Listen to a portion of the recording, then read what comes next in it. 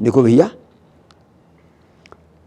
हम संसार रूपी वृक्ष का उच्छेद करने वाले हैं।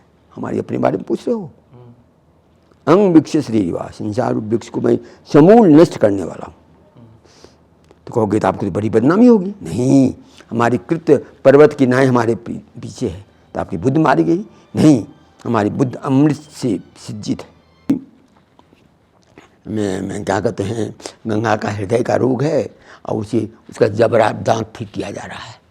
तो ऐसी ही गंगा का जो मुख्य जल है, उस जल की गुणवत्ता को न देखकर उसमें स्मशान घाट बना रहा है, घाट बना रहा है और गंगा का खनन भी कर रहा है, बांध भी बना रहा है। आज भी गंगा गंगोत्री में वैसे ही पवित्र है जैसे कि सनातन काल में थी। किसी भी की तीर्थ की महत्ता 3 चीज में है, इसको लोग सब समझ जाए। उसमें एक की भी यदि हानि होती है तो तीर्थत्व का हानि होता है, और तीर्थत्व का हानि होने पर अनर्थ होता है। पहला होता है तीर्थ देवता, तीर्थ देवता में शब्द होती है। दूसरा होता है तीर्थ में वास करने वाले संत, क्योंकि तीर्थ का तीर्थत्व संधि प्रदान करता है। और तीसरा होता है कि उस तीर्थ के गरिमा को रखने के लिए पंडित पुरोहित होते हैं। जो बाहर के लोग सब आते हैं वो एक कौलिक परंपरा रखे रहते हैं। अब अगर कोई तीर्थ में आकर के तीनों में से यदि एक की भी अवहेलना करता है तो तीर्थत्व का लाभ उसे नहीं मिलता है। नमस्कार साथियों, आपका दोस्त, आपका भाई, आपका साथी, संतों के चरणों का दास, मैं कन्हैया शर्मा धर्म की यात्रा के माध्यम से हिमालय की यात्रा कर रहा हूं। आज मैं बद्री विशाल के जब दर्शन करने आया और आज जिन मैं संतों के दर्शन करा रहा हूं, उनका वर्णन मेरे पास मुखारबिन से नहीं कर पा रहा हूं, क्योंकि उनका वर्णन करूं उतना कम है। सत्याग्रह करने वाले कह सकता हूँ, गंगा पुत्र भी कहूँ तो भी मैं उनकी उपाधि, क्योंकि भीष्म पितामह की तरह सभी संतों के लिए एक प्रेरणा स्रोत बने हुए हैं। उनसे मैं सत्संग लूँगा, लेकिन उनके यहाँ शिष्य है, पहले उनसे मैं थोड़ा सा आपको परिचित करवाता हूँ, गुरु जी के बारे में थोड़ा इनसे हम जानते हैं, फिर महाराज जी के पास सीधे सत्संग शुरू करेंगे। पहले तो आपके चरणों में साक्षात दंडवत प्रणाम। जैसे पहले तो आपका शुभ नाम? ब्रह्मचारी आत्मबोधानंद। अच्छा, जिन महाराज जी का आप हम भक्तों को दर्शन करवा रहे हैं, जिन महात्मा जी का, उनका थोड़ा क्या नाम है, शुभ नाम उनका? गुरुदेव जी का नाम स्वामी शिवानंद सरस्वती जी है और मातृ सदन हरिद्वार आश्रम, और अभी बद्रीनाथ में भी गुरु जी का एक स्थल है। अच्छा, जैसे इनको गंगा पुत्र किस लिए कहा जाता है, क्या कारण है ऐसा? क्योंकि मातृ सदन आश्रम जब से मतलब 98 से जो स्थापित हुआ, तब से लेके अभी तक गंगा जी में जो खनन है, जो बांध है, इसके खिलाफ जो आंदोलन चल रहा है वो गुरुदेव जी का ही इस पे चल रहा है। और अभी तक 3 लोगों का बलिदान भी हो चुका है उस गंगा जी को बचाने के लिए। उसमें स्वामी गोकुलानंद सरस्वती जी, स्वामी निगमानंद सरस्वती जी और स्वामी सानंद सरस्वती जी। और यही लोग हमारे ही आश्रम में गुरुदेव जी खुद 16-18 से ऊपर अनशन कर चुका है अभी तक गंगा जी के लिए। और आश्रम का अभी भी आप पता लगाएंगे गंगा जी के लिए, डैम के लिए मतलब सबसे ज़्यादा किसका योगदान है, तो ये मातृ सदन आश्रम का ही नाम पहले में आ जाता है। महाराज जी, एक चीज़ और पूछना चाहते हैं, कोई कहना नहीं चाहिए, हालांकि आप जैसे इन गुरु जी का वर्णन करेंगे तो किस प्रकार करना चाहेंगे थोड़ा सा? जो हमारा पुराणों में जो ऋषि का जो वर्णन किया है, ऋषि कैसा होता है, जो असली जो ऋषि जिसके अंदर वो बल है, आत्मा का जो शक्ति है, तो हम गुरुदेव जी को उसमें बताना चाहेंगे कि वैदिक काल में जो ऋषि है वही है हमारा गुरुदेव जी। और इनका मैं तेज देख पा रहा हूँ, जैसे कल भी आया था मैं इनका पास, इनका तेज देख पा रहा हूँ, जैसे ऐसा लगता है कि बहुत ही एनर्जी, बिना सूर्य की भी वो उजाला एनर्जी का दिखाई दे रहा है इनके चेहरे से। तेज, इतनी उम्र होते हुए भी। तभी तो इतना बड़ा भ्रष्टाचारी नेताओं से, इतना बड़ा अनैतिक कार्य जो कर रहे हैं, माफिया है, उन लोगों से लड़ पा रहे हैं गुरुदेव जी, क्योंकि उनके जो आत्मिक बल है, जो ब्रह्म शक्ति है, उसी के चलते ही बचे हुए हैं। और ये आंदोलन भी उसी के चलते बचे हुए हैं, क्योंकि इनके साथ प्रकृति और आत्मा साथ देती है। जैसे मैंने सुना है, ये कभी भी किसी भी धन से डगमगाए नहीं, या धन का कोई भी इन्होंने संग्रह नहीं किया, ना लोभ किया, कभी ऐसा सुना? कई जब आंदोलन शुरू करते तो कई नेता लोग, कई माफिया लोग जो मन चाहे, मतलब जो होता है ना खरीदने का चक, तो वो तो उन्हीं लोगों को बाहर से ही हम लोगों ने गुरुजी जी विदा किया है कि यहाँ मत आया करो इस तरह के। हम प्रकृति के लिए हम प्रकृति का कार्य करेंगे और कभी इस तरह का उसमें नहीं आए हैं। जैसे गुरु जी को मैं कहूँगा यहाँ पर किसी प्रकार जो त्याग है, रियल में त्याग दिखाई दे रहा है, जो रियल में जैसे ब्रह्मचारी हैं और साथ साथ पूरा, क्योंकि बच्चापन के संत है और पूरा जीवन का सत्संग भले ही लंबी हो, हमारे जीवन की बड़ी महत्वपूर्ण होगी। और मुझे आशा है कि आज की सत्संग सुनने के बाद भक्तों का जीवन परिवर्तन अवश्य होगा। होना चाहिए, क्योंकि बहुत विरल होता है, बहुत कम लोगों को ऐसा भाग्य मिलता है कि ऐसे लोगों से, ऐसे ऋषि से संपर्क होना बहुत भाग्य की बात होता है। और ये उन्होंने कहा जिससे भाग्य की बात है, अगर जिसके भाग्य नहीं होगा या तो उसका नेट बंद हो जाता है या आज की वीडियो वो स्किप कर देगा। जिसके भाग्य में नहीं होगी तो महाराज जी की सत्संग लेंगे और हम कोशिश करेंगे कि आपके भी सवाल लेने की कोशिश करेंगे। पहले तो महाराज जी मेरी तरफ से, समस्त भक्तों की तरफ से आपके चरणों में महाराज जी, जैसे हम प्राणी सभी अबोध हैं, हम जानते हैं कि अनजान है, हो सकता है हमें वो संस्कार नहीं मिले या हो सकता है हमें वो छत्र छाया नहीं मिली हो। जैसे आज के समय में जैसे हम देखते हैं हम पंच तत्व से बने हुए हैं और हम पंच तत्व के साथ ही खिलवाड़ कर रहे हैं मनुष्य। अगर हम बात करें पृथ्वी के साथ हम खिलवाड़ कर रहे हैं, जल की बात करें जल के साथ खिलवाड़ कर रहे हैं, तो प्रकृति का मनुष्य जीवन में कितना योगदान रहता है। अगर इसके साथ खिलवाड़ करता है तो उसका क्या परिणाम भुगतना होगा इस मनुष्य जीवन को। अब देखिए, दो तरह की प्रकृति होती है, एक आंतरिक प्रकृति होती है, एक बाह्य प्रकृति होती है। तो आंतरिक प्रकृति जो है वह यह पांच भौतिक शरीर जो है, जैसे भूमि, जल, तेज, वायु, आकाश से हम बाहरी प्रकृति से घिरे हुए हैं जी। इसी बाहरी प्रकृति से पंच भौतिक ये हमारा शरीर बना हुआ है और इसी में जीवात्मा है और उसके 10 बहिर्गत अंतःकरण है, 10 बहिर्गत करण है, 10 इंद्रियां और 4 अंतःकरण है, चित्त, मन, अहंकार और बुद्धि। तो हमारा ये चित्त, बुद्धि, मन, अहंकार जो है यह विषय वासना में लग जाता है। अब देखिए, हम लोग यहाँ हैं और विश्व का जो निर्माण हुआ है वो अंतर और बाह्य प्रकृति दोनों को संतुलन करके, और ये जब संतुलित चलता है तो सृष्टि का संचालन सही होता है। जी गुरु जी। अब देखिए कि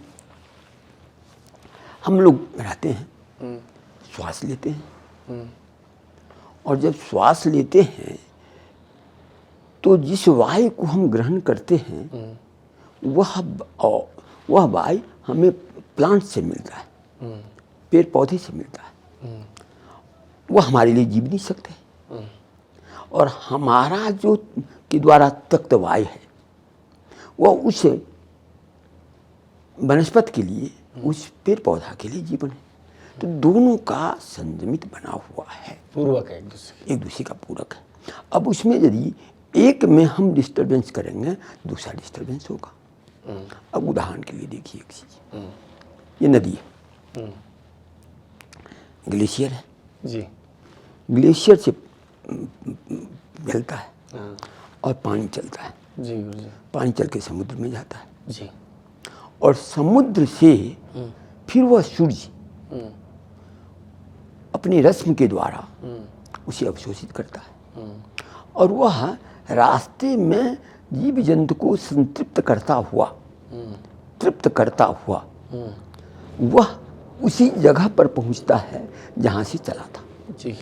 तो यह जो बहिर्गत हमारी एक गति है उसे हम देख रहे हैं और यह गति जो है सूक्ष्म है और वैज्ञानिक दृष्टि से, आंतरिक दृष्टि से ही समझा और देखा जा सकता है। तो इस दोनों में यदि एक का व्यतिक्रम होगा तो दूसरा डिस्टर्ब होगा। अब जैसे ये नदी है, नदी को हम बांध दिए, इसका प्रभाव ऊपर पड़ेगा और इसका प्रभाव जब ऊपर पड़ेगा तो जो वृष्टि संयमित होती है वो असंयमित हो जाएगी। अभी आप प्रमाण देख लीजिए, गंगा जैसी पवित्र नदी पर अनेक बांध बांध दिया। तो अब परिणाम क्या हो रहा है कि जब वर्षा होनी चाहिए बारिश नहीं हुई, जब बारिश नहीं होती है, होनी चाहिए तब बारिश हो रही है। तो यह तुम व्यतिक्रम करेगा तो ये व्यतिक्रम तुम्हें भुगतना पड़ेगा, और हम लोग भुगत रहे हैं। महाराज जी आपने बात सत्य कही है। और एक बात देखो महाराज जी, जैसे गंगा नदी कहना ही मेरे को ऐसा लगता है, मैं शास्त्रों को जैसे अध्ययन करने लगा, गुरु का शरण लिया आपका, तो समझा गंगा नदी नहीं, इसको गंगा माँ कहना प्राकृतिक है। ये नहीं हमारे कह सकता हूँ राजनेता को चक्कर में इसको नदी कहा गया है, असलियत में हम पूर्वजों ने इसको गंगा माँ ही कहा है। जैसे गंगा माँ इनको क्यों कहा गया, थोड़ा सा हमें बताइए उनको, जैसे कि हमारी नई पीढ़ी को पता चले। अब देखिए, माँ किसे कहते हैं? जो हमें तृप्ति देती है, जो हमारा पालन करती है। अब गंगा जी को देखिए, उत्तर भारत जो आज उपजाऊ भूमि है वह मात्र एक गंगा को लेकर के, सत्य बस। जितनी सहायक नदियां हैं वो गंगा को पूर्त करके गंगा में ही मिलती है। अब यदि इसके साथ हम खिलवाड़ करेंगे तो पूरा उत्तर भारत बंजर हो जाएगा, रेगिस्तान हो जाएगा। और जब जो हमारी जैसे कोई बच्चा मातृविहीन हो जाता है तो अनाथ हो जाता है, भटकता रहता है, वैसे गंगा के बिना हम लोग अनाथ हो जाएंगे। इसलिए से माता का दर्जा दिया गया। माता तो हमारे भारतवर्ष में जितनी नदियां हैं सब माता है, लेकिन गंगा को विशेष दर्जा दिया गया। और सरकार भी कहने के लिए तो गंगा को विशेष दर्जा दे दी, राष्ट्रीय नदी घोषित कर दी, लेकिन राष्ट्रीय नदी का कोई सम्मान नहीं। आज गंगा की जो दुर्दशा है, जिसके लिए हमारे यहाँ दो दो महात्मा का बलिदान हुआ, बल्कि समझिए 3 का बलिदान हुआ। हमें भी दिया गया, आत्मोत्थान को भी दिया गया, एक पद्मावती साहब भी उसको भी दे दिया गया है। और जिस हिसाब से ये लोग सबको मिला करके जिस हिसाब से गंगा का दोहन में लगा हुआ है, वह आने वाले एक बहुत ही गलत संदेश देगा। और इसका परिणाम क्या होगा, वह कहते हैं कि उत्क्रामंतं स्तंग भावी भुंजानम वागुणांतम यूढ़ा नान पश्यन्ति पश्चिम चक्षुषा। जो संसारिक गतिविधि होती है, लोग मरता है, जिंदा रहता है, चलता है, यह योगी ही देखते हैं, मनीषी ही देखते हैं, अन्य लोग देखता नहीं है। तो मनीषी लोग देख रहे हैं, क्या होगा। महाराज जी जैसे कि बहुत सारी संस्थाएं कहती है मैं गंगा साफ का काम करती है, बहुत सारी ऐसी कमेटियां बनी हुई है, लेकिन वो देखता हूँ कि किसी धरातल पे कार्य नहीं उतरता। तो धरातल पे आम जनता को कैसे शुरुआत करें? अब देखिए है क्या, सबसे बड़ी बात क्या है, जब स्वार्थ घनीभूत होगा तो कोई भी काम नहीं हो सकता है। एक टीबी का पेशेंट है, उसके मन में यदि ये उठे कि हम सबकी सेवा करें, तो वह सेवा नहीं करेगा, सेवा में अपना कीटाणु छोड़ेगा। अच्छा, आज जितनी भी संस्थाएं हैं वह कहने के लिए तो गंगा पर काम कर रही है, लेकिन बहुत ही कम संस्थाएं हैं, क्योंकि अब मेरा व्यक्तिगत और संस्थागत अनुभव है कि जब 2011 में निगमान की हत्या हुई थी तो पूरा भारतवर्ष हिला था, पूरा विश्व हिला था, और सबों ने गंगा का ये किया था। उसके बाद फिर कहाँ चला गया। 2018 में शानंद जी की हत्या हुई गंगा के लिए, तब करते करते, और उसमें तो सब सोया ही रह गया और कहेगा कि हम गंगा के लिए काम करते हैं। हम एक भी संस्था को दावा करते हैं कि मेरे सामने में आकर के वो कह दे कि तुम गंगा के लिए काम करता है तो मैं उसे देख लूं, एक भी संस्था भारतवर्ष की, 1-2 को छोड़ करके। और जो संस्था आई भी और जिस हिसाब से माफियाओं से प्रभावित हो गई, वो हमारे पास सब प्रमाण है। इसलिए मैं सबसे करबद्ध करता हूं कि आप लोग गंगा के लिए नाच करके, न गंगा के लिए गान करके, गंगा के लिए प्रदर्शनी लगा करके गंगा सफाई नहीं होगी। राजेंद्र सिंह जी यही कहा करते हैं कि मैं क्या कहते हैं, गंगा का हृदय का रोग है और उसका जबरा दांत ठीक किया जा रहा है। तो ऐसे ही गंगा का जो मुख्य जल है, उस जल की गुणवत्ता को न देखकर उसमें स्मशान घाट बना रहा है, घाट बना रहा है, और गंगा का खनन भी कर रहा है, बांध भी बना रहा है। आज भी गंगा गंगोत्री में वैसे ही पवित्र है जैसे कि सनातन काल में थी। तो ये शब्द ही गलत है कि हम लोग गंगा को प्रदूषित कर रहे हैं। गंगा गंदी है, गंगा को हम नष्ट कर रहे हैं और इसके लिए मानव ही एकमात्र दोषी है। और सबसे बड़ा दोषी मैं इसमें साधु सन्यासी को मानता हूँ, क्योंकि गंगा जब आई थी तो भगीरथ ने उसे वचन दिए थे कि साधु, जब बोली थी कि जब लोग आएगा और हमको प्रदूषित करेगा, हमको गंदा करेगा, अपना पाप हमें छोड़ेगा, तो हमारी रक्षा कौन करेगा। तो कहते हैं साधवो न्यासन शांता ब्रह्मिष्ठा लोक पावना हरंत्य घंगते अंग संघात ते स्वास्थ्य यज्ञ विहित हरि। कहते हैं कि जो साधु हैं, जो त्यागी हैं, जो जिन्होंने इंद्रिय को शमन करके शांत को प्राप्त किया है और जो जिनके लोक कल्याण की भावना है, वे अपने अंग संघात, माने यदि कोई स्नान करके अपवित्र करेगा तो उनके स्नान से पवित्र होगी, और यदि कोई ये करेगा तो अपने आप को बलिदान दे करके तुम्हारी रक्षा करेंगे। ये गंगा को वचन दिया गया था और आज ये साधु दोषी है। दूसरा दोषी सरकार है। सरकार क्या दोषी है? तो सरकार गंगा को माय नहीं कहती है, माय, लेकिन वो कमाई का साधन अपना लिए।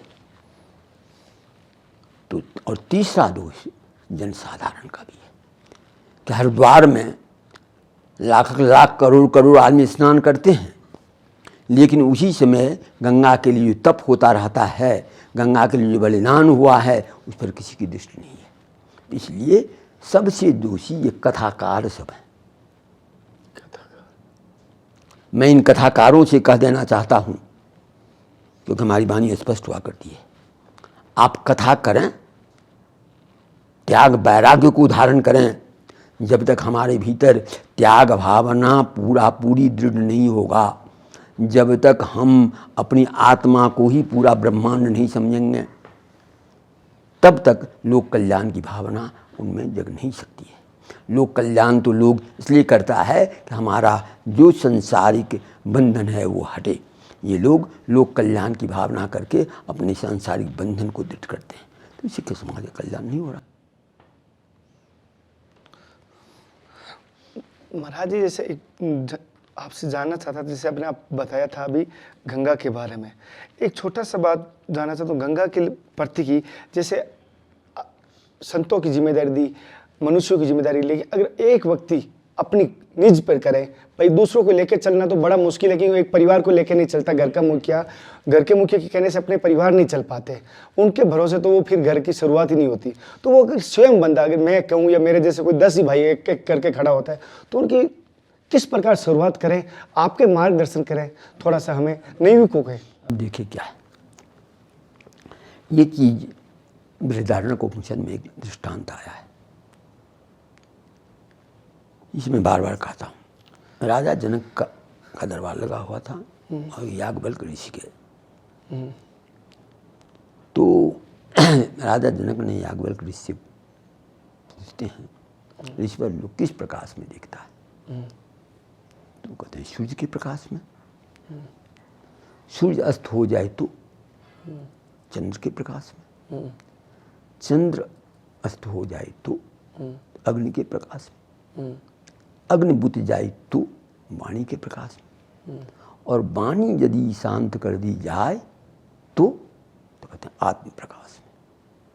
आत्म प्रकाश, और आत्मा का कभी नाश नहीं होता। आज की स्थिति वही हो सकता है, हो गया है। ज्ञान रूपी सूर्य का अस्त हो चुका है, मन रूपी चंद्रमा छिप चुकी है, संघर्ष रूपी अग्नि बुझ चुकी है, वाणी जो है वह दबा दी गई है, वाणी को दूषित कर दिया गया है, तो सब शांत है। इसलिए एकमात्र आत्म प्रकाश ही है, जिस प्रकाश से पुनः आत्म प्रकाश से बाण तपो ब्रह्म, तप ही ब्रह्म है। इसलिए जब हम लोग इसलिए अनशन करते हैं, इसे सत्याग्रह करते हैं, जो आत्म प्रकाश से वाणी में शक्ति आएगी, यानी वाणी रूपी अग्नि प्रज्वलित होगी, उससे फिर संघर्ष में बल आएगा। संघर्ष रूपी अग्नि जो है वो प्रज्वलित होगा, संघर्ष की शक्ति आएगी, तब मन की कालिमा हटेगी। और जब मन की कालिमा हटेगी, मन जब स्वार्थ रहित होगा, मन जब आत्मा की का दर्शन करेगा, तब ज्ञान रूपी सूर्य का उदय होगा और तब उस सूर्य प्रकाश में ये होगा। इसलिए अभी एकमात्र उपाय तप है, और लोगों को जहाँ हो वह तप करे, और जहाँ तप हो रहा है उस तप का समर्थन करे। महाराज जी, जैसे मैं किसी सरकार का विरोधी नहीं हूँ, ना किसी प्रशासन का विरोधी हूँ, लेकिन जो अभी हमारा चारों तीर्थों के ऊपर कहूँ या धार्मिक स्थानों को पूरा भारत में जहाँ जहाँ ये देखा वो ग्रीन जोन बना रहे हैं या मॉड्यूल बना रहे हैं, स्मार्ट सिटी बना रहे हैं, क्या इसके प्रति क्या ये सही मार्ग है या गलत है? यहाँ क्या हुआ, अब बताइए, हुआ क्या? धर्म का क्षय कैसे होता है? धर्म का जो क्षय हुआ है उसका कारण क्या हुआ? सबसे पहले जब वैदिक युग था, तो वैदिक युग में आत्म प्रकाश में ही सब काम होता था, और ऋषि परंपरा थी। आज जो सरकार संविधान बनाता है, पर ऋषियों का ही संविधान चलता था। ऋषि स्मिथ कहते हैं, जैसे मनुस्मृति है, याज्ञवल्क्य स्मृति है, पराशर स्मृति है, ऐसी अनेक स्मृतियाँ हैं जो समाज का निर्देशन करती थी और समाज सुदृढ़ चलता था। अब धीरे धीरे काल प्रभाव से उसमें दूषण आया, और दूषण होते होते क्या हुआ कि माने कर्म की प्रधानता हो गई, ज्ञान लुप्त होने लगा, और यज्ञ में होने लगा, और यज्ञ को ही महत्व दिया गया। यज्ञ ठीक है, लेकिन ज्ञान के साथ तृप्त नहीं होने से यज्ञ में दूषण हो गया, बलि प्रथा इत्यादि चल गया।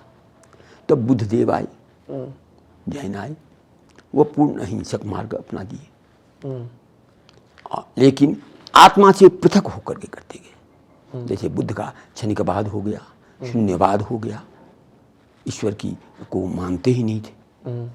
तो अब रिक्तता आती गई, रिक्तता आती गई, तो शंकराचार्य आए, और शंकराचार्य ने इसको प्रतिष्ठित किया, ज्ञान को प्रतिष्ठित किया। और शंकराचार्य ज्ञान प्रतिष्ठित कर दिए, लेकिन उससे क्या हुआ, यज्ञ को हटा ही दिया गया। यज्ञ कमजोर, क्योंकि शक्ति जो है, देखिए ज्ञान जो है वह हमें ये करेगा, लेकिन बाहरी काम करने के लिए यज्ञ की आवश्यकता है, वो देवता को तृप्त करने की आवश्यकता है। तो यज्ञ का ह्रास हुआ, और मंदिरों की, उसके बाद रामानुजाचार्य इत्यादि आए, और उन्होंने शंकराचार्य को जो अद्वैत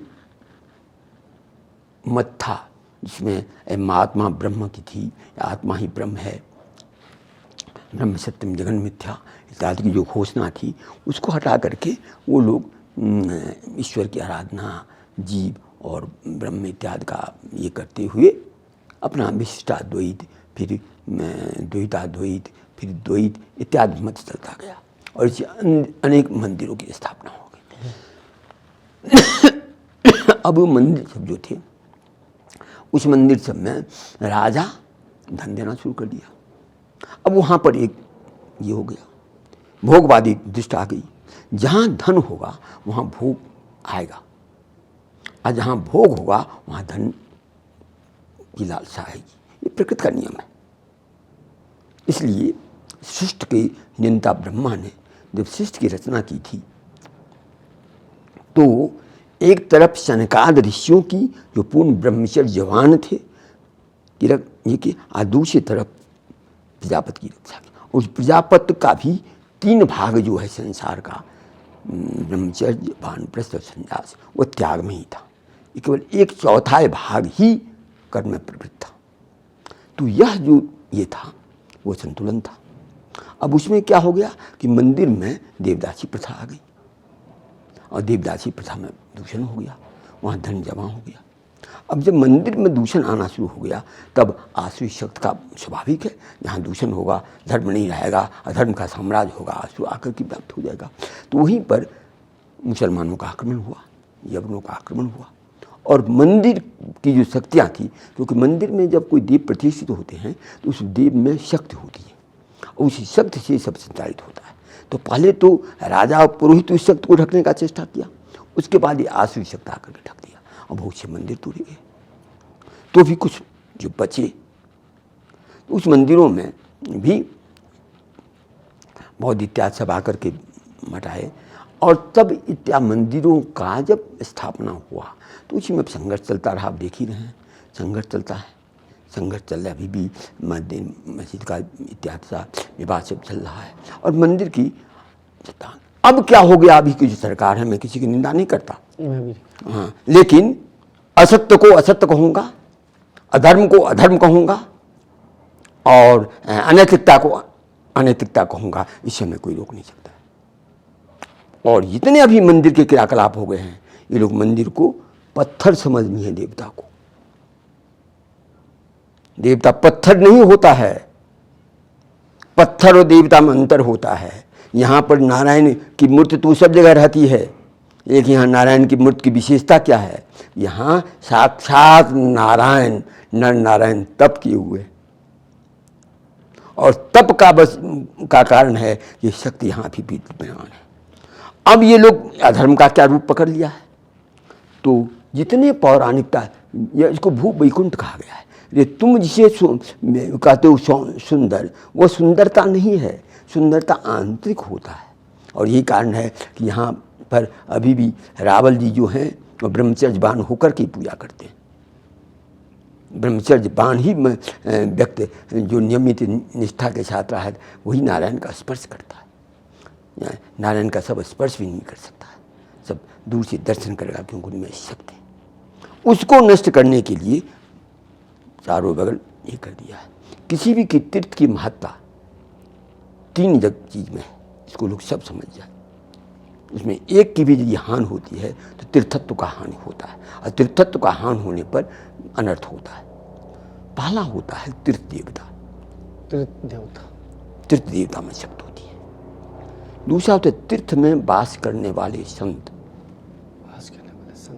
क्योंकि तीर्थ का तीर्थत्व संत ही प्रदान करता है। और तीसरा होता है कि उस तीर्थ के गरिमा को रखने के लिए पंडित पुरोहित होते हैं, जो बाहर के लोग सब आते हैं, वो एक कौलिक परंपरा रखे रहते हैं। अब अगर कोई तीर्थ में आकर के तीनों में से यदि एक की भी अवहेलना करता है तो तीर्थत्व का लाभ उसे नहीं मिलता है।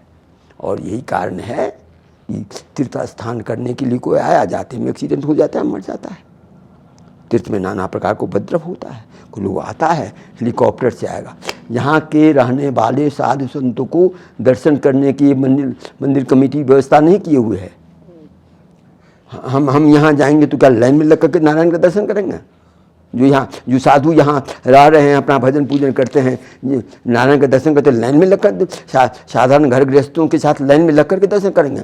और इन बातों को देखा गया है। पर मंदिर खुलता है तो जितने ये अधिकारी सब होते हैं, इस बात तो शंकराचार्य जी गए हैं, उनके साथ हम भी थे, लेकिन परेशानी जो हुआ हम वही समझते हैं। लेकिन मैं सब ये वहाँ धक्का मुक्का चल रहा है। तो नारायण क्या करते हैं, नारायण यहाँ पर 6 महीना योग में रहते हैं, ये मान्यता है और है भी। कहा जाता है नारद भगवान आकर के स्वयं पूजा करते हैं, और ये सत्य है। उसमें 2-2 हज़ार मजदूर रह करके काम करता रहा और जब को प्राप्त किया रहा। लोग समझता नहीं है, केदारनाथ की आपदा आई थी, उससे पहले सूक्ष्म जगत से इंडिकेशन हो गया था कि वहाँ आपदा आएगी। हमने अपने शिष्यों सबको बता दिया था, हमने लोगों को नहीं, क्यों कहते तो सरकार ये। अब यही चाल यहाँ देखिए, केदारनाथ खुलने से पहले, एक दिन पहले वहाँ का जो निरीक्षण करने का अधिकारी था, उसका गला कटा। सब जानता है केदारनाथ जिस दिन खुला है 25 को, तो 24 तारीख को एक अधिकारी जो निरीक्षण करने के लिए आया है, सेल्फी ले रहा था, उसका गला कट गया में हेलीकॉप्टर का पंखा से। और बद्रीनाथ का जिस दिन गेट खुला है, उस दिन एक दिन पहले यहाँ का कैबिनेट मिनिस्टर की मृत्यु हुई है। एक दिन लोग समझेगा का,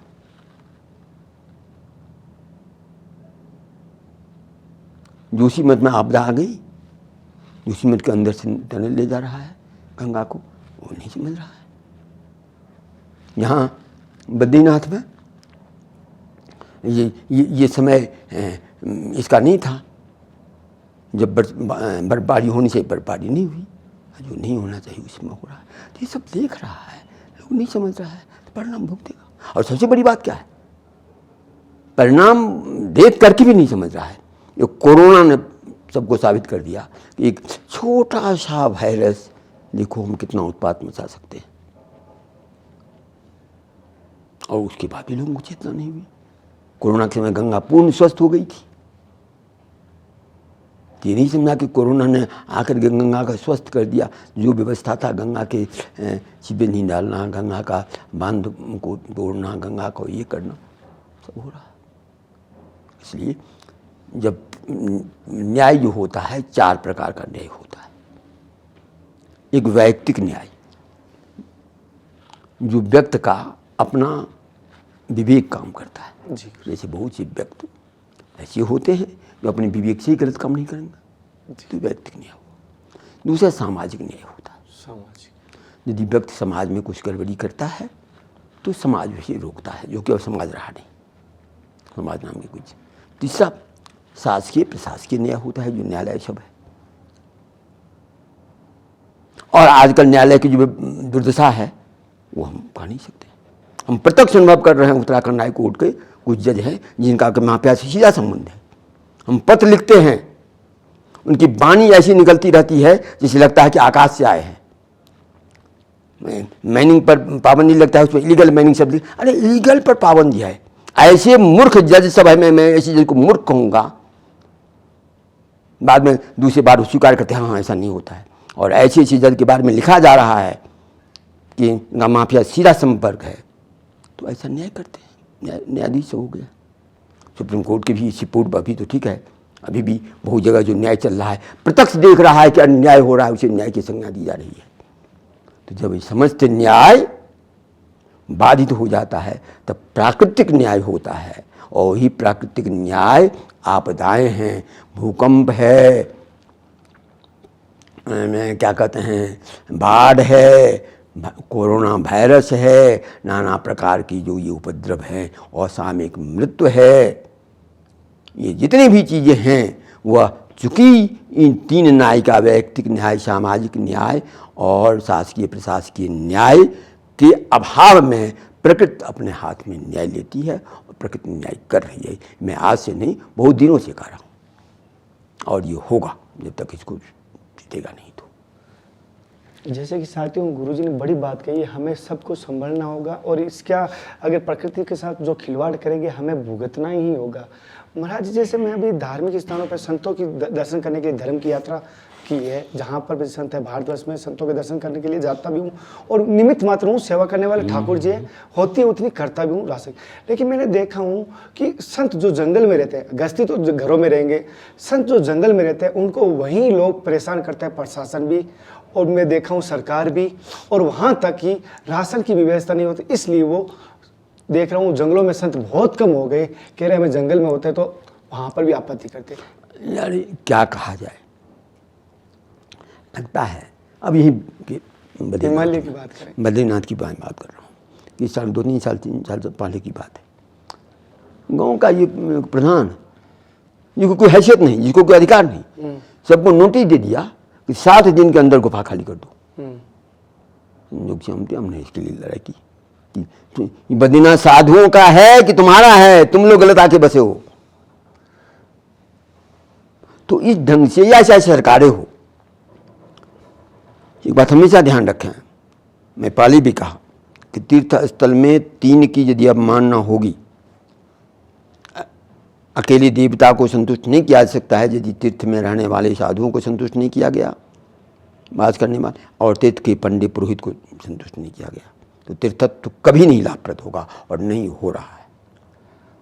तो इसलिए यह जो व्यवस्था की गई है, जो साधु जंगल में तप कर रहे हैं उन्हें तो जंगल में तप नहीं करने दिया जा रहा है। आजकल कंदमूल कहीं रहा नहीं जी, जंगली जो चीज था सबको नष्ट कर लिया, जंगल पर अपना ही लोग अधिकार जमा लिया जी। तो उनको कष्ट दे। और जो मठाधीश हैं, अनैतिकता का अंबार किए हुए हैं, उनके पास जाकर सरकार नतमस्तक होती है। तो क्या हुआ? गंगा के लिए आंदोलन होता है, हरिद्वार में इतने संत हैं, बिरले ही आ पाते हैं, और आएंगे तो सरकार का LIU का फोन जा रहा है, क्या आप जा रहे हैं? आने का साहस नहीं कर रहे। तो हम तो इन्हें संत में रखते भी नहीं कि संत भेष पकड़ लिए, उसे कोई संत नहीं होगा। संत की अपनी गरिमा है, संत की अपनी महिमा है, जहाँ त्याग है, तपस्या है, ब्रह्मचर्य है, समदृष्ट है,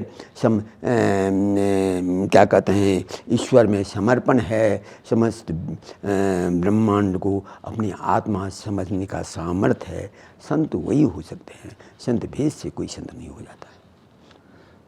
तो महाराज जी, जैसे कि संतों की सुरक्षा के लिए, जैसे देखो मैं चित्रकूट में भी गया, फॉरेस्ट वाले वहाँ भी परेशान कर रहे हैं संतों को। अगर यहाँ देखा हूँ तो यहाँ पर संत इतने पहाड़ों में बैठे हैं, हालांकि 20-30 में देखा हूँ, लेकिन वो भी कहते हैं कोई मंदिर की तरह से ना कोई सरकार की तरह से। जबकि यहाँ मंदिर की व्यवस्थाएं हैं, नियमता होनी चाहिए कि जो संत एकांगी रह रहे हैं, हाँ। उनका पूरा राशन का काम मंदिर को करना चाहिए। लेकिन ये कर नहीं रहे, मंदिर कर नहीं रहे हैं तो अन्याय कर रहे हैं। और फिर जो ये संस्था बनाई है इन्होंने, और इसलिए सबसे बड़ी बात क्या होनी चाहिए कि मंदिर का जो कमेटी बनता है, हाँ। उनमें शंकराचार्य हैं, हाँ। कुछ यहाँ जो बासिंदा साधु हैं प्रबुद्ध, उन्हें रखा जाए, तब सरकार भी अपना नुमाइंदा दे दे, और कंट्रोल साधुओं के हाथ में ही रहे। सब चीज़ तुम कंट्रोल करेगा। IAS है, उसको तो अपना कुछ ज्ञान है नहीं, अपने तो पर रट करके IAS होने से कोई ज्ञान हो जाता है? ज्ञान उसे होगा जो अंतःकरण में जिसकी पहुंच होगी। हम तो यहाँ देखते हैं एक भी बहुत कम ही IAS है जिसको किसी अर्थ में ज्ञान है, जी। और भ्रष्टाचार में डूबे हुए हैं। वो मंदिर पर आकर शासन करेगा तो क्या होगा? गुरुजी, जैसे हमारे एक समाज में होता है, संतों के ऊपर हम भी एक सहजी विश्वास भी करते हैं, और करना भी चाहिए, हमारे संस्कार भी ऐसे हैं। और जैसे अनुभव के आधार पर लोग जल्दी उस पर चलते हैं किसी भी। अब देखिए, किसी संत को पहचानने का कुछ क्राइटेरिया है। अब किसी को संत कह देंगे वो नहीं होगा। आप 2-3 बातों का ध्यान रखिए। पहले देखिए उस संत में ब्रह्मचर्य कितना प्रतिष्ठित है, उनको जो अपोजिट शख्स है उसके प्रति कितना आकर्षण है। वह जहाँ 1% भी हो वह संत नहीं है। अच्छा। एक दूसरी बात, उनमें त्याग है कि नहीं है। उनका जो धन है वो सर्व कल्याणार्थ से जा रहा है कि अपने स्वार्थ, अपने ऐशो आराम में जा रहा है, या कोई आके उनको धन दे दे वो धन ले ले, कोई चोर आके धन दे दे, चोर का भी धन ले ले। वो उनको ये देखना चाहिए कि धन की भी शुद्धता रखते हैं कि नहीं रखते हैं। तीसरी जो सबसे बड़ी बात है कि संत के पास जाकर के यदि हम चुपचाप शांत से बैठ जाए, और यदि 2 ही वृत्ति होगी, यदि हमारी सांसारिक प्रवृत्ति दृढ़ है तो वहाँ बैठने नहीं देगा, वहाँ से भगा देगा। या सांसारिक वृत्ति को यदि संयमित की ओर जा रहे हैं और चुपचाप वहाँ शांत से बैठने पर सांसारिक वृत्तियों का क्षय होने लगे तो समझिए संत है। ये 3 गुण जिनमें है वो संत हैं। अच्छा। और ऐसे 3 गुण वाले संत सचमुच संत होते हैं। उनका दर्श पाना, उनसे कुछ बातें सुनना, उनका ये करना बहुत ही कल्याणकारी होता है। लेकिन यहाँ एक बात और ध्यान रखना, एकाएक तो ऐसे संत मिल नहीं जाए, तो पहला देखना चाहिए कि आज के युग में क्या उस संत को घर गृहस्थी से भी मतलब है। आजकल बहुत से कथावाचक हैं, कथा कर रहे हैं, यहाँ पर शादी भी कर रहे हैं। ऐसे हमको ऐसे भी बहुत कथावाचक अभी लिख रहे कथा के कर रहे हैं, वो उसके बाद शादी भी। अरे भैया, तुम जिस श्रीमद् भागवत कथा कर रहे हो, जो त्याग वैराग में प्रतिष्ठित ग्रंथ है, उसी समय तुमको शादी की प्रेरणा भी हो रही है, तुम शादी करने के लिए जाओगे तो तुम क्या उपदेश करेगा? पहले तुम तो सीखो। वाणी बोल देना, वाणी तो ओशो भी बहुत बढ़िया बोलता था। वाणी से ये कर देना, वाणी में ये नहीं है। जहाँ त्याग प्रतिष्ठित हो, कथावाचक वही हो जो सर्व त्यागी हो। मैंने तो ऐसे भी कथावाचकों को पाया जाता है, लोग कहता है कि मुझे नहीं शादी करने की इच्छा नहीं, अरे नहीं शादी करो शादी करो शादी करो। अरे बेवकूफ, इस दुनिया में आज भोगवादी संस्कृति में यदि एक क्षण भी किसी को उदय हो जाता है कि संसार अनित्य है, हमको इसका त्याग करना चाहिए, शास्त्र कहते इधर ही विरजित इधर ही प्रवजित, उसे प्रवचन न दे करके उसे संसार में घसीटना, उससे मुझे बड़ा पापी कौन होगा। ऐसे मैंने अनेक कथाकारों का सुनता रहता हूँ, तो वो लोग करते हैं। मैं नाम किसी का नहीं लूँगा जी गुरुजी। लेकिन ऐसे बहुत हैं। और ऐसों को समाज अधिक बढ़ावा भी दे रहे हैं। इसका कारण है, इसका कारण क्या है? अरे भोग भी करो, जो भी हो जाएगा, भगवान भी मिल जाएंगे। तुम आकर के थोड़ा कीर्तन कर दो, ये कर दो, वो कर दो, भगवान ये हो जाएंगे। भगवान क्या खिलौना है? भगवान हृदय से, जब भगवान की पुकार होती है तब भगवान प्रकट होते हैं। नहीं तो जैसे तुम नाच कर रहा है, भगवान भी तुमको नचाते रहेंगे, और नचाते हैं सबको। गुरुजी, जैसे आप अभी जो कथा की बात कर रहे थे, जो प्रवचनों की बात कर, ये तो हो गया मनोरंजन। अगर मैं चाहता हूँ, मैं जीवन में दास हूँ, कन्हैया नाम है, और मैं चाहता हूँ आत्मरंजन करूँ, मेरे खुद को मतलब करना चाहता हूँ, तो उसकी शुरुआत कैसे करूँ? देखिए है क्या, हम जहाँ हैं, हाँ, ये नहीं कोई, वहाँ से ऊर्ध्वगमन का चिंतन करें। जहाँ है, जिस पोजीशन में हम, क्योंकि अभी का जो हमारा पोजीशन है वो तो पूर्वकृत कर्मों का फल है। तो अब जहाँ है वहाँ से जब हम आत्मरंजन की ओर जाएंगे तो हम देखेंगे आत्मा क्या है। हाँ, तो आत्मा जो है वह चतुष्पाद कहा गया है। ये आत्मा है, वह अकार उकार मकार का रूप जो है। अकार विराट है, विश्व है, उकार तेजस है, हिरण्यगर्भ है, मकार प्राज्ञ है, ईश्वर है। इस तीनों से परे जब न अंतः प्रज्ञ न भैष प्रज्ञ नो वैत प्रज्ञं न प्रज्ञान घनं नो प्रज्ञं ना प्रज्ञं अदृश्यम अव्यवहार्यम अग्राह्यम अदृश्यम अचिन्त्यम अव्यपदेश्यम एकात्म प्रत्ययसारम प्रपंचोपशमं शांतः शिवम अद्वैतम चतुर्थं मन्यते सा आत्मा सा विज्ञेय। तो संसार, विराट रूपी संसार में ब्रह्मचर्य युक्त होकर के जब ब्रह्मचर्यवान में प्रतिष्ठित हो जाए, जब तक इसमें नहीं होता है तो चेष्टा आत्मा के अनुसंधान के लिए ये होना चाहिए कि हम ब्रह्मचर्यवान हों। अब यदि कोई घर गृहस्थ में है तो उसके लिए भी उपाय है, वह पहले संयमित करे। किस प्रकार गुरुजी? जैसे हो हमेशा भोग करें जैसे तैसे करो नहीं, वो एक नियमित शास्त्रीय विधान है गृहस्थों का, उसका पालन करे। जब एक दो संतान हो जाए तो संतान के लिए अपने पत्नी को भी सहमत कर ब्रह्मचर्य की ओर प्रतिष्ठित हो। अच्छा। जब वो जैसे जैसे ब्रह्मचर्यवान प्रतिष्ठित होगा उसमें, तब वह विराट की उपासना हो जाएगी। अच्छा। और उसी में जब निष्ठा हो जाएगी तब तेजस में भी, जैसे स्वप्न अवस्था होता है, तो यह जब ब्रह्मचर्य जब स्वप्न में भी प्रतिष्ठित हो जाए तो तेजस में ब्रह्मचर्य का प्रतिष्ठित हो गया, तो वो का रूप साधना हो गई। उसमें जितने देवी देवता इत्यादि हैं वो तेजस रूप में दर्शन देते हैं। और तब इस सब का जब लय हो जाता है प्राण में, मकार रूप साधना हो, जैसे हम सो जाते हैं और सोते समय हमारा समस्त इंद्रियां प्राण में लय कर जाती है, तो यह जब स्थित होगी तो यह मकार रूप होगा। तो यह जो तीन रूप है जो संसार में ही होगा, तो ये धीरे धीरे, मैं नहीं कह रहा हूँ कि सब त्याग करे, और जिसमें त्याग प्रतिष्ठित है वो जहाँ है वहीं से बढ़े, वो फिर नीचे नहीं आवे, हमको नीचे से जाना है। और होते होते जब वहाँ वो प्रतिष्ठित हो जाएगा तो उसके बाद वह खोजेगा कि आत्मा क्या है। तो जब समस्त चीज़ का त्याग हो जाता है और जिस चीज़ का मनुष्य त्याग नहीं कर सकता है वही आत्मा है, उस आत्मा को जान करके तब होता है आत्मा ब्रह्म, ये आत्मा ब्रह्म है।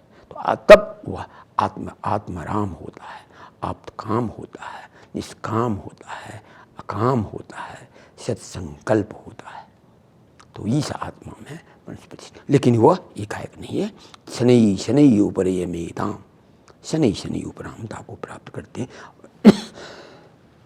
और इसके लिए जरूरी है कि वह एक आत्मवान, आत्मनिष्ठ, आत्माराम गुरु का खोज करे। और यदि गुरु नहीं मिल रहा है तो कोई बात नहीं, भगवान को ही ये कर करके हे भगवान, क्योंकि भगवान हमेशा है, सब जगह है, तो वो हमारी आत्मा को सुनेंगे और वो अपने हिसाब से हमारे अनुकूल, हमारे लायक जो उचित गाइड होगा वो स्वयं भगवान भेजेंगे।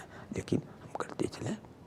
लेकिन इन कथाकारों, इन जो जहाँ धन का संग्रह का ही जो ये होता है, इनसे बच के रहें तो मनुष्य प्राप्त कर सकता है।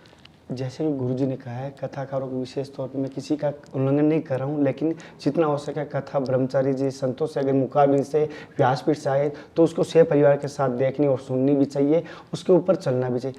महाराज जी, जैसे मैंने संतों से सुना है, शास्त्रों से माना है कि सृष्टि में ईश्वर के आज्ञा के बिना या ईश्वर की इच्छा के बगैर पत्ता भी नहीं हिलता, ये तो सुना है मैंने। और साथ साथ हम जो कर्म धर्म अधर्म होता है और उसका हमें कर्म का फल हमें देते हैं। एक तरफ तो हम कहते हैं ईश्वर की इच्छा के बगैर पत्ता नहीं हिलता, और दूसरी बार कहते हैं कि धर्म अधर्म जाने अनजाने हुआ है तो उसका दंड मुझे मिला। बताइए, पहले ईश्वर को समझिए कि ईश्वर क्या है। जी गुरु जी। जो सब पर शासन करता है वो ईश्वर है। अब देखिए, अब वह ईश्वर जी के इच्छा के बगैर एक पत्ता नहीं डोलता, ये बात सत्य है। लेकिन जैसे एक गाय है, जी गाय को हम बांध करके छोड़ देते हैं रस्सी लगा करके, यानी गाय का जो मालिक है उसके इच्छा के बगैर वो गाय बाहर नहीं जा सकती। अब वह ये घेरा में चलती रहेगी। तो होता क्या है कि यह कहने के लिए ये जीव जब विषयों की ओर प्रवृत्त होता है तो विषय भी ईश्वर के द्वारा ही रचित है। हाँ। तो जब ईश्वर के ओर विषय प्रवृत्त होता है तो ईश्वर छोड़ देता है कि जा देख लो ये कितना सत्य है, तुम उसकी अनैतिकता का बोध। यदि हम किसी को कह रहे हैं कि ये फल खट्टा है मत खाना, सत्य, तो उसे लगा रहा कि क्यों मना किए हैं, देख के देख लें।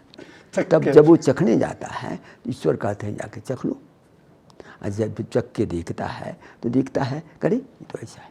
तो जैसे संसार के आकर्षण के लिए जब मनुष्य जाता है तो ईश्वर छोड़ देते हैं, वो ईश्वर की इच्छा चख लो।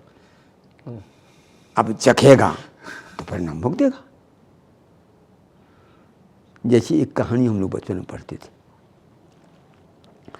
कि महात्मा जी थे। कहानी में अपने शिष्यों को बराबर कहा करता हूँ कि महात्मा जी थे, जंगल के बाहर रहते थे। जी। एक बहरिया तोता पकड़ के ले आया था। तो महात्मा जी को दया आ गई। महात्मा जी बोले कि ये तोता हमको देगा। महात्मा ने दे दी तोता। महात्मा जी उसको सिखाने लगे, शिकारी आएगा, जाल बिछाएगा, दाना डालेगा, लोभ से उसमें फंसना नहीं। मैं जाकर के हमने बहुत में सीख लिया, जाओ तुम बताएगा और ये यदि करेगा तुम मुक्त हो जाएगा। जितने वहाँ गए सब समझा कि जो और ये महात्मा जी के यहाँ से तोता आया है, सब वो उसको आगे आगे कहता था, शिकारी आएगा, जाल बिछाएगा, दाना डालेगा, लोभ से उसमें फंसना नहीं। बहुत दिनों बाद बहलिया गया, देखा करे जो काम हम करेंगे वही काम तो ये बोल रहा है, इस जंगल में तो मिलेगा नहीं। बड़ा उदास होकर के आया महात्मा जी के पास, बोला क्या बात है? तो ऐसी सी बात है, हम कैसे जाएंगे, हम दूसरी जंगल जाते। बोले जाके एक बार फंसा लगा के देखो ना।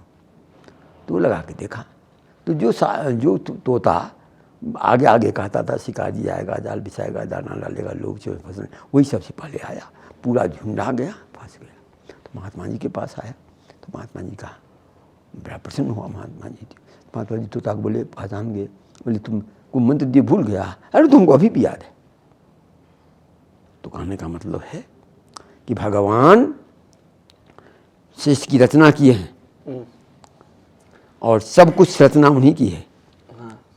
विवेक भी मनुष्य समूह को दिए हुए हैं, लेकिन इतनी हमारी उनकी यह भी उन्हीं की इच्छा है कि स्वतंत्रता है, तुम अपने विवेक का परिचय दो। यदि भोग की तरफ जाएगा तो आज तक भोगा न भुक्ता वैमेव भुक्ता, तपो न तप्तम वैमेव तप्ता, कालो न जातो वैमेव जाता, तृष्णा न जीर्णा वैमेव जीर्णा। भर्तृहरि है तो कालो न जातो वैमेव जाता, काल नहीं बीत रहा है, हमें बीत रहे हैं। आज तक भोग से किसी की न तृप्त हुई है न होगी। भोग से व्यर्थ होकर के ही उसमें तृप्त होती है। जो निष्काम अकाम ब्रह्मचर्यवान साधु हैं वही भोग से तृप्त हुए हैं। यानी भोग की अनित्यता का बोध करना ही भोग की तृप्तता है। तो इसलिए सब काम भगवान के द्वारा, ईश्वर के द्वारा किया गया है और ईश्वर का ही विधान है कि जब गलत काम करेगा तो उसको प्रकृति या दंडित करेगा ताकि दूसरा समझेगा। तो सब ईश्वरीय विधान से हो रहा है। हमारे पास भगवान विवेक दे दिए हुए हैं, भगवान ही विवेक दिए हुए हैं कि या तो तुम हमको भजो तो हमारे पास हो, संसार का नेता देख लो, तुमको तो मेरे पास आना ही है। इसलिए ये भगवान का विधान है। महाराज जी, जैसे कि मनुष्य जन्म लेते हैं, हम जैसे मैं मेरे ऊपर को मैं कन्हैया जन्म लिया हूँ, तो जैसे मुझे वापस मरना भी है, तो मेरा जन्म लेने का उद्देश्य क्या रहा और मेरा मरना है तो फिर जन्म क्यों लिया? मनुष्य जन्म जो कोई लेता है वो मुक्ति के लिए, और जितना जीवन है सब भोग जीवन है। इवन देवताओं का जीवन भी भोग जीवन है। मनुष्य जीवन भोग जीवन है। भोग जो नहीं, जैसे इंद्र हुए, वरुण हुए इत्यादि देवता जो है वह स्वर्ग भोग जीवन है। यहाँ भी मनुष्य में जब लोग कामनात्मक कर्म करता है तो वो स्वर्ग में जाकर के भोग ही भोगता है। अच्छा, केवल मनुष्य जीवन ही एक ऐसा है जिसमें वो 3 तरह के कर्म कर सकता है। आत्मा की ओर जाकर के मुक्त को प्राप्त करेगा, सत्कर्म करके अच्छे लोक में जाकर भोग भोगेगा, और निकृष्ट कर्म करके वह अपने से जहाँ से आया है फिर निम्न जोन में जा सकता है। तो मनुष्य जन्म का उद्देश्य एकमात्र है कि मोक्ष प्राप्त करना। इन तीनों के बारे में महाराज जी थोड़ा विस्तार से बताइए, जिससे हमें बारीकी से पता चले। आप बताइए, देखिए आप संसार में ही देखिए जी गुरु जी, कितने तरह के लोग हैं। कुछ लोग पाश्विक वृत्ति को होते हैं, मार काट इत्यादि। वह जो पाश्विक वृत्ति के लोग हैं वह इससे पूर्व पशु थे और पशु में क्रमिक उत्थान करते करते मनुष्य में आए, और मनुष्य से उनका धीरे धीरे ये होगा। और मनुष्य में भी कुछ ऐसे लोग हैं जो आते ही बचपन में ही वैराग्यवान हो जाते हैं, क्योंकि वह मनुष्य जीवन में अच्छे कर्म करते करते करते करते करते करते करते करते ऐसे सीढ़ी पर आए हैं जहाँ से वह मुक्त का उनका पथ खुला हुआ है। और बीच के भी लोग हैं। तो अब यही एक कर्म सिद्धांत है, भगवान का ही बनाया हुआ कर्म सिद्धांत भी है। तो उस कर्म सिद्धांत का अनुकरण करते हुए मनुष्य अपने ऊपर से जितना विवेक और वैराग्य को धारण करता जाएगा उतना ही वह ऊपर से नीचे से ऊपर होता जाएगा। ये क्रमिक विकास है। तो एक क्रमिक विकास हुआ। एक कीट पतंग धीरे धीरे धीरे, एक हम यज्ञ का सामान रखे हुए हैं और एक कुत्ता आके खा लिया, तो ये दोष कुत्ता को नहीं लगेगा, दोष हमको लगेगा, क्योंकि हम उसकी रक्षा क्यों नहीं की। अच्छा, कुत्ता भोग योन है, वो पाप नहीं करता है। उसकी जब भूख नहीं लगती तब वो खाना नहीं खाएगा। अच्छा, तो जानवरों में ये नियम है। तो वो उन्नत को ही प्राप्त करता है। अच्छा, कोई भी जानवर ऋतुकाल में ही मीटिंग करता है, भोग करता है, लेकिन मनुष्य ऐसा है जो प्रत्येक काल में भोग करता है। इसलिए उसका जो निर्माण प्रकृति किया है वैसे क्या कि जहाँ से वो आया है उसी अब ऊंचे जोन में जाएगा, ऊंचे जोन में जाएगा, ऊंचे जोन में जाएगा, ऊंचे जाते जाते जाते तो मनुष्य में जोन में। अब यहाँ पर भगवान विवेक दे करके थोड़ी छूट दे दिए। अब इसमें तुम्हारा है, तुम उन्नत उठो। यही संयमन है, यही नियमन है, ये साधु संघ का फल है, यही तीर्थ का फल है, यही पुण्य का फल है, यही परोपकार का फल है। गुरु जी, सत्कर्म पे चलने के लिए किन विशेष बातों का ध्यान रखना चाहिए कि हम सत्मार्ग से डिगे नहीं कभी? अब इसके लिए देखिए, इसलिए तस्मात् शास्त्रं प्रमाणम ते कार्याकार्य व्यवस्थित हो। शास्त्र ने प्रत्येक समय के लिए कार्य का विधान किया है कि किस समय में क्या काम करना चाहिए। इसलिए शास्त्र का अनुकरण करना चाहिए। इसलिए कथा, सत्संग, तीर्थाटन इत्यादि की जो बात कही गई है वह संसार में लोग रहता है। संसार में लोग रहता है तो संसारिक मनुष्य का जो कर्म है वह ये रहना चाहिए कि समय समय पर आकर के तीर्थाटन करे, सत्संग करे, एकांतवास करे, आज तब वह धीरे धीरे धीरे धीरे धीरे धीरे, क्योंकि विकास क्रमिक ही होगा, लेकिन जो जहाँ है वहाँ से उन्नत और अवस्था जाए। नात्म मानव अवसादित, आत्मा का अवसादन नहीं करना चाहिए, आत्मा का नीचे और नहीं ले जाना चाहिए। गुरुजी, जैसे कि अनुभव के आधार पर एक चीज़ पूछना चाहता हूँ गुरुजी, मुझे माफ़ कर देना। जैसे कि अनुभव के आधार पर हम जल्दी समझ भी पाते हैं और उस पर अमल भी कर पाते हैं। जैसे कि आप सत्याग्रह भी किया, आप ग्रंथों का अध्ययन भी किया और आपकी भक्ति प्रजट देख रहा हूँ मैं, एनर्जी भी यहाँ पर महसूस कर रहा हूँ आपके चरणों से। जैसे कि आपके जीवन का अनुभव क्या रहा इस मार्ग पर आने के बाद का? हमारा अपना व्यक्तिगत तो अनुभव ये है कि बचपन से ही हमारी धारणा थी कि हम शादी नहीं करेंगे। बचपन से हम शादी नहीं किए। हमारी अपनी एक आंतरिक प्रेरणा कही या दैवीय प्रेरणा कही हमको हुई। मैंने विज्ञान पढ़ा, इसलिए वैज्ञानिक तौर से सबको देखा। ये धारणा मैं बचपन पे ही कर लिया था कि हमको शादी नहीं करना, कि संसार का भोग अनित्य है। यह हम बचपन में ही हमको अपना पूर्व जन्म कर्म का फल या गुरुदेव की कृपा, बल्कि हमारे गुरुदेव भी बचपन से ही हमको देश संबरदेश रखे हुए हैं। तो ये रहा हमारा अपना इसलिए व्यक्तिगत। और उसके बाद हम हमेशा साधन भजन में ही रहते रहे और होते होते समय आने पर आदेश व आदेश के तहत हमने छोड़ा और ये किया। हमारा तो इसमें क्लियर कट और सीधा जीवन है। इसलिए हम अपनी बात इन लोगों से पूछिए कि इन लोगों का बहुत संघर्ष हुआ है हमारे पास। एक से एक त्यागी संत महात्मा हैं, बहुत आए फिर बहुत गए भी, वासनाएं सदा दी, लेकिन हमारे पास तो कुछ त्यागी महात्मा सब भी हैं जिन्होंने त्याग को सही अर्थ में समझा है और हम लोग चल रहे हैं। तब मैं एक ईश्वरीय प्रेरणा से, देवी प्रेरणा से, गुरु की आदेश से हमको जो काम मिला है वो काम करते जा रहे हैं। गुरुजी, जैसे कि संतों से सुना है कि गृहस्थी को बड़ा बताते हैं कि गृहस्थी सबसे बड़ी है। अब देखिए, हम स्पष्ट बात तो कहते हैं जी गुरुजी। जो बच्चा कमजोर होता है ना, हम टीचर हैं, अरे तुम तो सबसे बड़ा तेज है, अच्छा तुम बहुत तेज है, तुम चिंता मत करो। तो ये जो कहा गया है गृहस्थ धर्म सबसे बड़ा है, वो इसलिए नहीं कहा गया है कि बड़ा है, हाँ शिष्य के संचालन में वो सहायक है। इसलिए आप जो कोई कहता है गृहस्थ धर्म बड़ा है, वो हमका कुछ बातों का जवाब दे दे। जी गुरुजी। गृहस्थ धर्म के लिए 4 अवस्थाएं कही गई हैं। जी। ब्रह्मचर्य जी। उसके बाद आप तैतरीय उपनिषद में देखिए, जब गुरु पढ़ा लेते हैं, आ कहते हैं अहंग वृक्ष शरीरिवा कीर्ति पृष्ठंग्रीरिवा उर्ध पवित्रवायिनी समृतमस्मि। कहते हैं अहंग वृक्ष शरीर, देखो सब चीज को पढ़ा दिए। देखो भैया, हम संसार रूपी वृक्ष का उच्छेद करने वाले हैं। हमारी अपने बारे में पूछ रहे हो? अंग वृक्ष श्रीवा, संसार रूप वृक्ष को मैं समूल नष्ट करने वाला हूं। तो कहोगे तो आपको तो बड़ी बदनामी होगी। नहीं, हमारी कृत पर्वत की नाय हमारे पीछे है, तो आपकी बुद्ध मारी गई? नहीं, हमारी बुद्ध अमृत से सिज्जित है। तब जब वह तो, लेकिन भोग वासनाएं बड़ी प्रबल होती है। जब मनुष्य पाश्विक जीवन से ये आता है, वह पाश्विक इंस्टिंक्ट जो होता है बहुत प्रबल होता है। तो जिसमें ये प्रबलता होती है उसे वह घर समावर्तन करके घर भेजते हैं, उस तो वहीं रह जाते हैं। उनका जीवनी कम है, प्रकट कम है।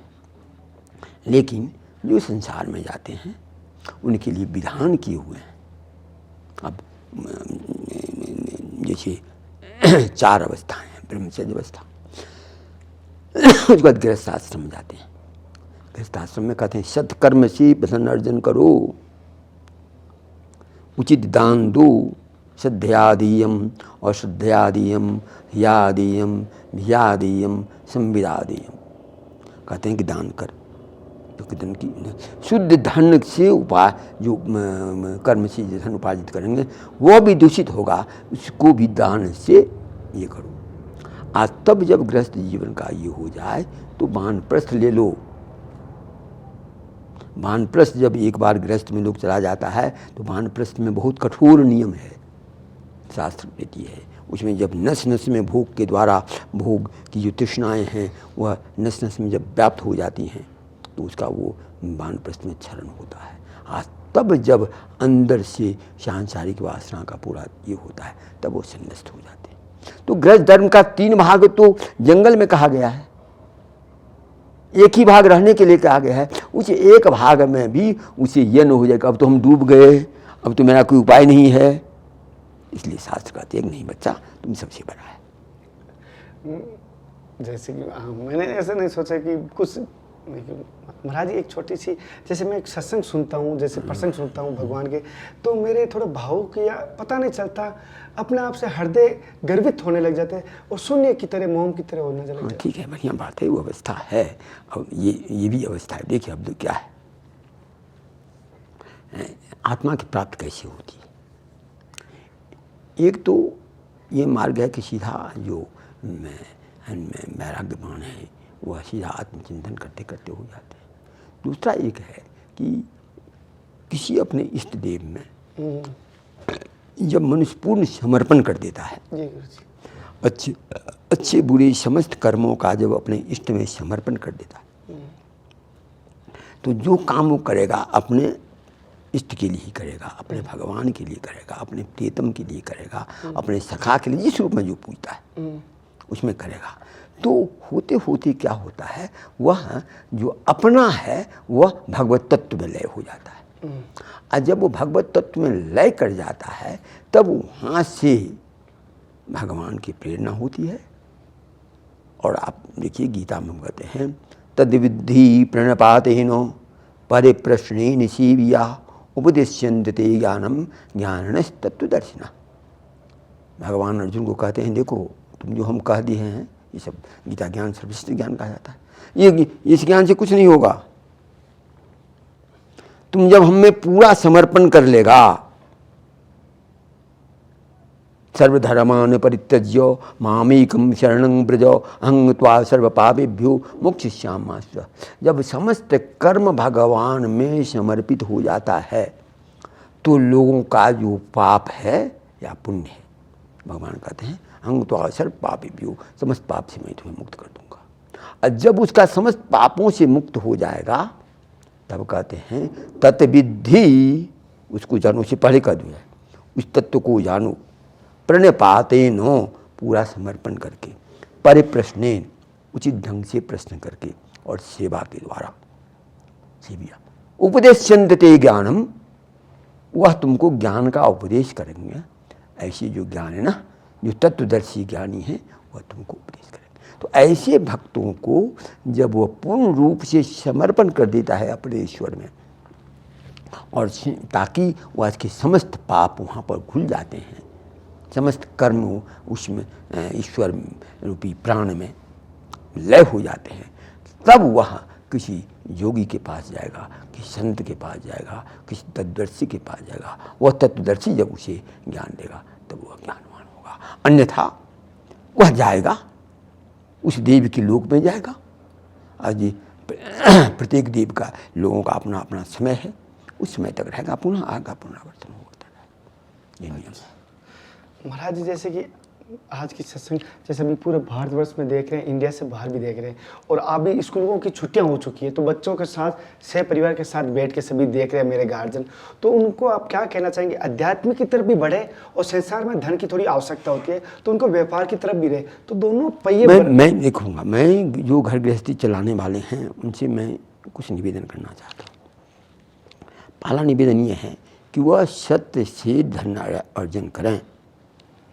अधर्म से किया हुआ उपार्जित धन अनर्थ का कारण होगा, उसे बाद में समझ में आएगा और बहुत उदाहरण भी है। इसलिए सत्य धर्म से, ईमानदारी से धन अर्जन करें, तब उससे बच्चों का पालन करें। परिवार में यदि कोई ऐसा बच्चा पैदा हो जाता है जो बचपन में ही संन्यास्त होना चाहता है तो उसे रोके नहीं।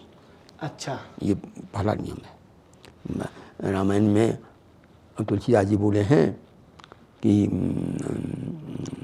क्या कहते हैं, जो राम के शरण में जाता है उसे जो रोकता है उसे उसका समस्त कुछ नष्ट हो जाता है। तो इसलिए वह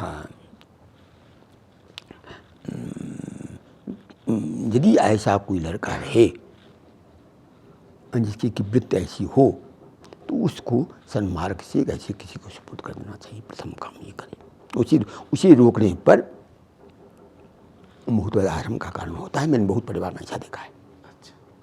तो उसे रोक दे। और जो बालक संसार में रहना चाहता है उसे सतमार्ग में ये करके उसे चलावे, उसे ये करे ताकि उसका भी सत्य धर्म से अर्जन करने का हो।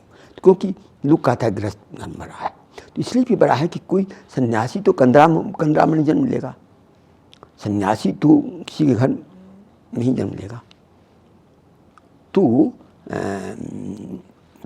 ऐसा सन्यासी जो बचपन में हो जाए तो उसे रोके नहीं, उसे रास्ता दे दे, तो उससे उसका कल्याण हो जाएगा। कुलंग पवित्रंग जननी कृतार्था वसुंधरा पुण्यवती सतेन, जिसके कुल में एक भी नैष्ठिक ब्रह्मचर्य को धारण करते हुए सन्यासी हो जाता है, वो कुल पवित्र हो जाता है। तुलसीदास जरों सुसंपत सदन सुखू सुध मात पितु भाई सन्मुख हो जो राम पद करें न सहज सहाय। जरों सुसंपत, वो संपत्ति जड़ जाए, सुध रंग सुसंपत सदन, घर जल जाता है, सुध नष्ट हो जाता है। जनों सुसंपत्ति सदन सुखू सुध मात पितु भाई। यदि कोई भगवान के सम्मुख जाना चाहता है, उसमें जो वह सहज सहाय, सहज रूप से उसका सहायक नहीं होता है, उसका सब नष्ट हो जाता है।